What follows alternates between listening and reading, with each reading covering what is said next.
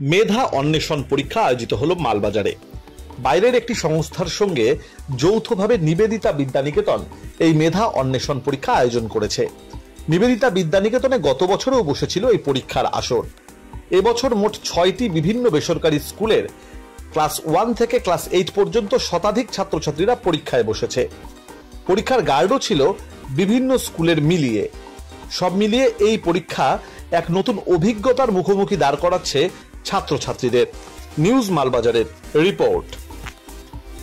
West Bengal talent search examination আমরা দেখতে পাচ্ছি। এই ট্যালেন্ট সার্চ এক্সামিনেশন চলছে মালবাজার নিবেদিতা বিদ্যানিকেতনে।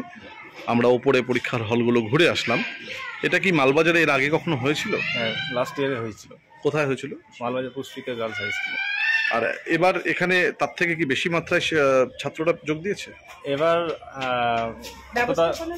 অতটা যোগাযোগ আমি নিজে করতে পারিনি। এখানকার যে আমাদের নেতা ম্যাডাম, হ্যাঁ, উনি মোটামুটি যতটা পারছে করছে ওনার সাধ্য মতো। হ্যাঁ, সবার কাছে আমরা এই প্রশ্নপত্রগুলো কোথা থেকে আপনারা তৈরি করছেন? এগুলো সব কলকাতা থেকে আসে।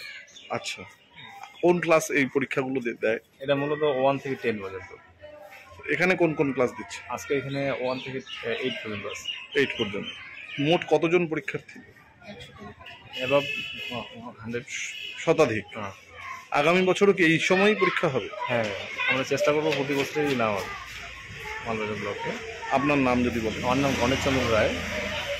আমি এই পরীক্ষাটার জলপাইগুড়ি জেলা কনভেনার।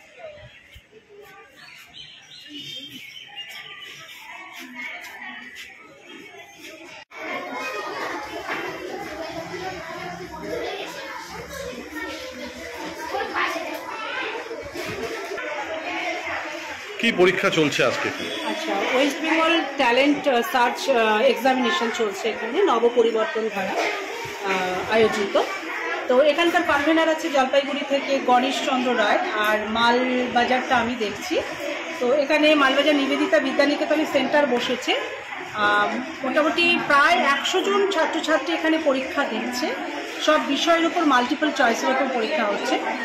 মোট 6টা স্কুলের স্টুডেন্টরা এখানে রয়েছে, 1 থেকে 8 পর্যন্ত বাচ্চারা এখানে বসছে। তো এই পরীক্ষাটা গেল বছর থেকে এখানে চালু হয়েছে, এটা 2য় বর্ষ।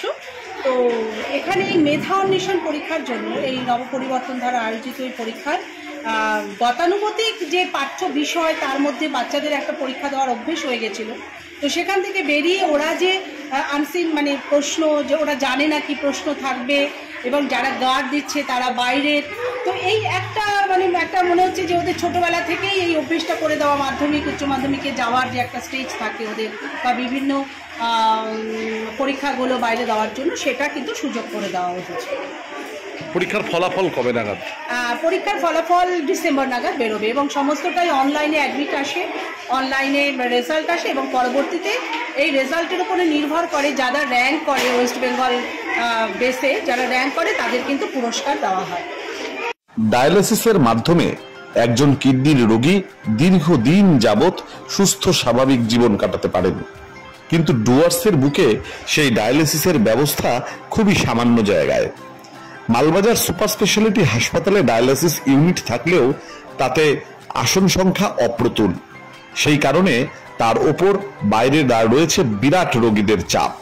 সকলেই সেখানে নাম লিখিয়ে ঢুকতে পারেন না, অপেক্ষার লাইন দীর্ঘ হতে থাকে। এই চাহিদা মেটাতে এবারে এগিয়ে এসেছে care and cure nursing home. Malbazar Caltex মোড়ের এই নার্সিং হোমে একমাত্র বেসরকারি প্রতিষ্ঠান হিসেবে শুরু হয়ে গেছে সফলভাবে ডায়ালিসিস পরিষেবা। এখানে ডুয়ার্স এবং পাহাড় থেকে রোগীরা ডায়ালিসিস নিয়ে আবার সুস্থ জীবনে ফিরে যাচ্ছেন। কেয়ার এন্ড কিওর এই নার্সিংহোমের ডায়ালিসিস ইউনিট ইতিমধ্যেই সাড়া ফেলেছে বিভিন্ন স্তরে।